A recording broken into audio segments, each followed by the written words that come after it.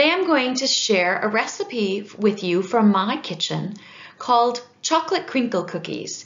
And these are very popular not only with Norwegian children, but with all children.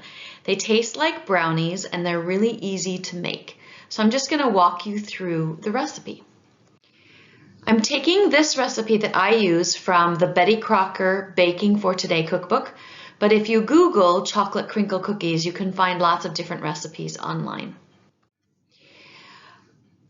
This is an American recipe, which means that the measurements are American as well. So it calls for cups, and it calls for teaspoons, and it calls for tablespoons. So you're going to need to look for some cooking conversions, and I've given you a couple of links here that you can look for, or you can just Google cooking conversions and find some yourself. A little hint, a tablespoon is like a spiseskje, and a teaspoon is like a teskje, so that will give you some clues as well. For this recipe, you're going to need some basic ingredients. You're going to need sugar, you're going to need cocoa, you're going to need butter, and you're going to need vanilla. And I use a liquid vanilla, but that is harder to find here in Norway. You can also use vanilla sugar. You're also going to be needing to use 2 eggs. And what I think is a good idea is to crack your eggs one at a time into a separate bowl so that you don't get the eggshell in your batter. You're also going to need flour and salt and baking powder. And another little hint, you'll need a cup of flour. If you mix the baking powder and the salt into the flour before you dump it into your batter, it blends it a little better, and then you don't get this baking powder taste. You're going to mix the ingredients all together, and then it gets kind of sticky, and then you put it in the refrigerator for a few hours so that it gets cold. Because butter, when it is at room temperature, melts more, but when it's colder, it's stiffer. And you want the batter to be stiffer. If you use real butter, it will stay stiffer longer. After it's cool, then you take it out of the fridge and you take small amounts and you roll it in your hands like this to make small balls. And then you roll it in powdered sugar and put it on a tray with baking paper. You can also use just butter the tray. You just don't want things to stick. So whatever you normally do when you're making cookies. Your hands are going to get a little sticky. And again, if your dough is really cold, your hands don't get as sticky. But then you can wash your hands in between each tray baking. This is what the cookies look like when you're done. They bake for about 10 to 12 minutes.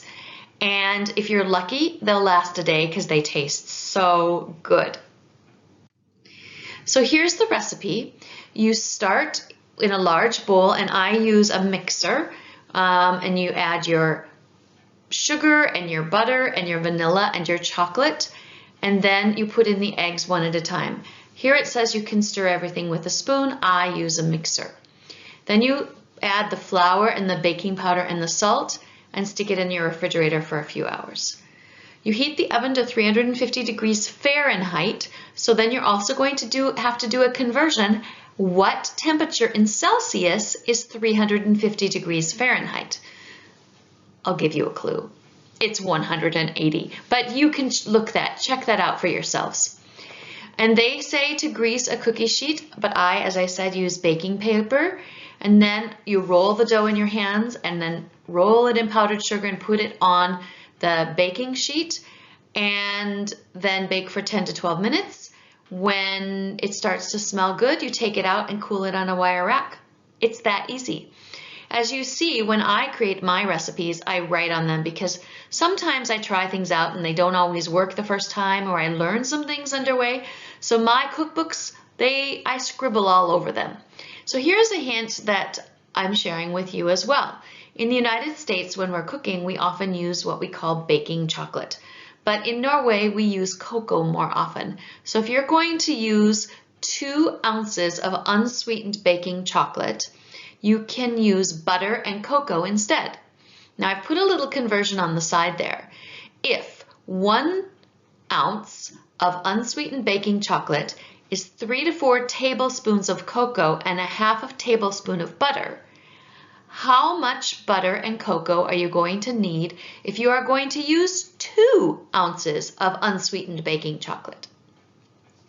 And as I mentioned earlier, if you use real butter, it makes the dough stay stiff a little bit longer than if you use margarine or some other softer mix of butter and oil, for example. So that's the recipe. Enjoy! And they also freeze really well. So if you want to double the recipe, meaning that you make everything double the size, so instead of, for example, 1 cup of sugar, you use 2 cups of sugar, and granulated sugar is just plain white sugar, then you can make some to eat and make some to freeze. Thank you very much for your time. Happy baking, and don't forget to clean up after yourself.